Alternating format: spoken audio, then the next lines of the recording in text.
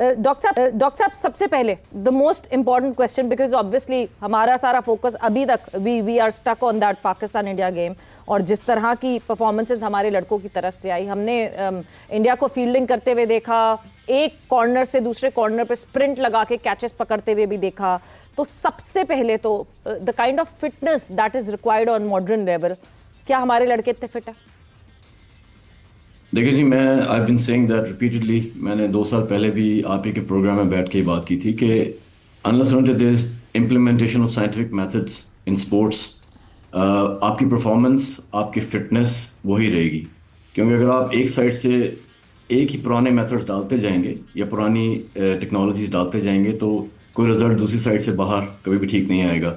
हमें apples to apples comparison करना पड़ेगा। हम इंडिया के साथ खेलते हैं, हम ऑस्ट्रेलिया के साथ खेलते हैं, हम इंग्लैंड के साथ खेलते हैं, जो कि बड़ी टीम्स हैं। क्या हमारे पास वही टेक्नोलॉजीज अवेलेबल हैं फिटनेस के लिए? टेस्टिंग मौजूद है हमारे पास? क्या वही स्पोर्ट्स इंजरी प्रिवेंशन के लिए टेक्निक्स मौजूद हैं? आई डोंट थिंक सो। हमारे पास पाकिस्तान में एक स्पोर्ट्स साइंस लैब भी नहीं है। पीसीबी जो कि काफ़ी एक बड़ा इदारा है which has got surplus money, उनको एक स्पोर्ट्स साइंस लैब के अंदर एक इन्वेस्ट करना चाहिए जो कि प्रॉपर स्पोर्ट्स साइंस लैब हो, जिसमें आप लोगों की बायोमैकेनिक्स देख सकें, लोगों की फिजिकल एट्रीब्यूट्स देख सकें।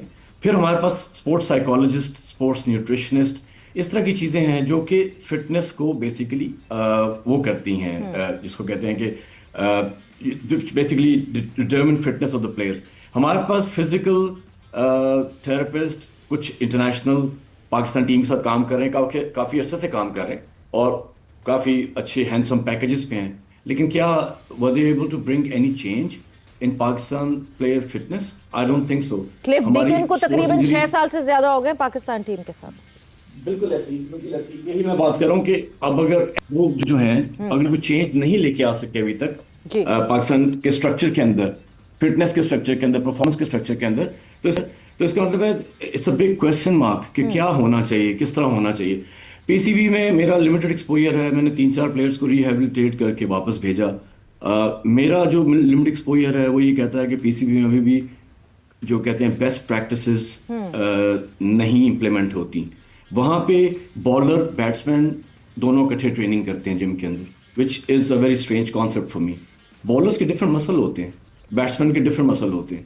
आप दोनों पार्टनर्स हैं, आप ट्रेनिंग कर रहे हैं इकट्ठे, doesn't work in rest of the world. Second, batsman और बॉलर की एक ही डाइट है। किसी को पता नहीं है कि बॉलर की डाइट क्या है, बैट्समैन की डाइट क्या है, क्योंकि there is a scientific merit for that. क्योंकि बॉलर को चाहिए क्विक बाउट्स ऑफ एनर्जी, ठीक है, बैट्समैन को चाहिए उस तरह की एनर्जी नहीं चाहिए, वो लंबे अरसे के लिए उनको एनर्जी चाहिए जो कि स्लो प्रोसेस से आती है।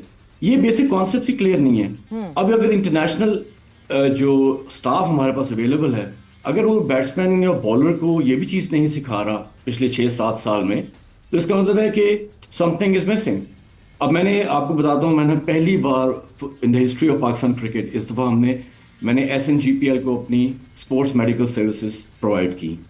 मैंने उनको कहा कि जी मैं आऊँगा, मैं आपके प्लेयर्स को मेडिकली एंड जिसको कहते हैं स्पोर्ट्स मेडिकली स्क्रीन करूँगा। मैंने उनकी फिजिकल स्क्रीनिंग की, मैंने उनकी बायोमैकेनिकल स्क्रीनिंग की, मैंने उनकी साइकोलॉजिकल प्रोफाइलिंग की। नहीं मतलब डॉक्टर साहब एक मिनट, कथा कलामी की माजरत, यानी आपका ये कहना है कि आज तक स्पोर्ट्स मेडिसिन स्क्रीनिंग जो है वो हुई नहीं है हमारे डोमेस्टिक में कभी भी, हमारे एथलीट्स के?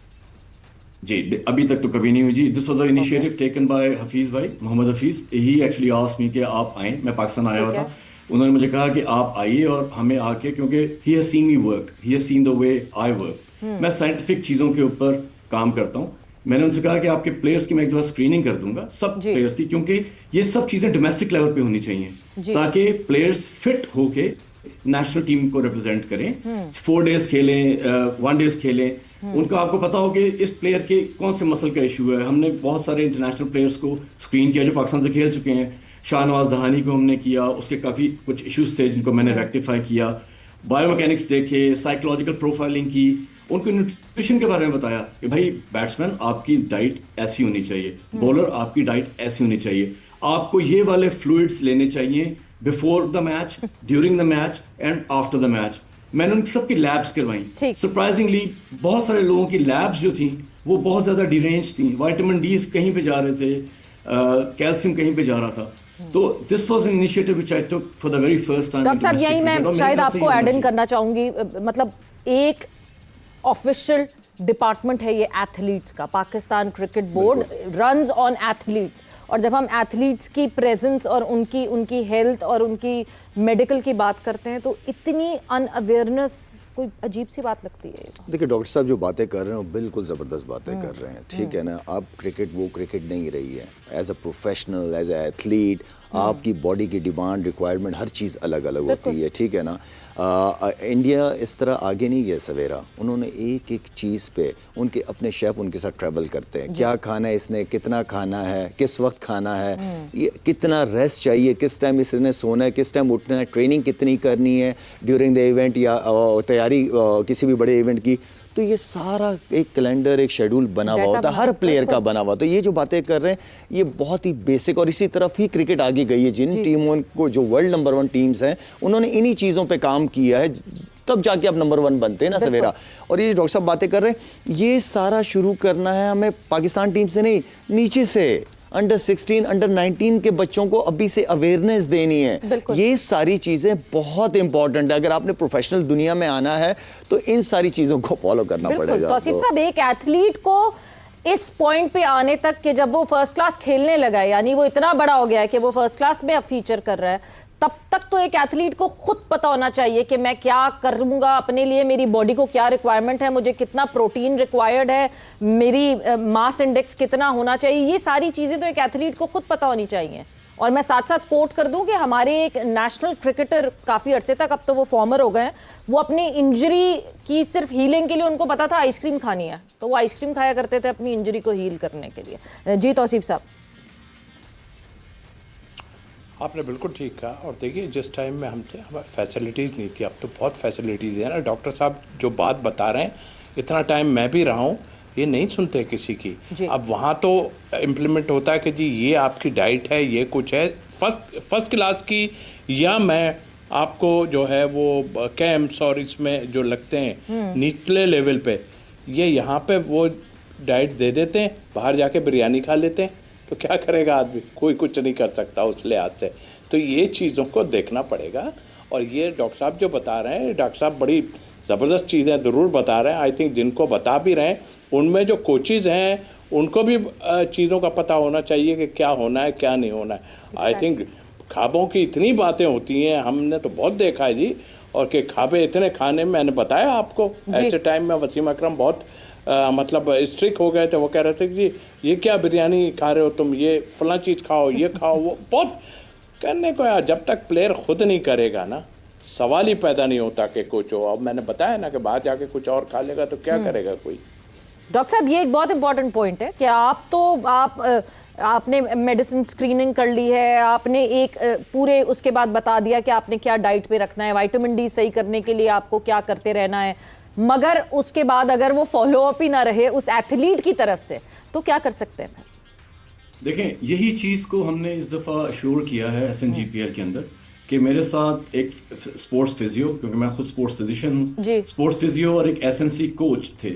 जब हमने ये स्क्रीनिंग की, हमारे पास पूरा डेटा आया कि इस प्लेयर के ये मसल्स का इशू है, इस प्लेयर के ये जॉइंट्स का इशू है।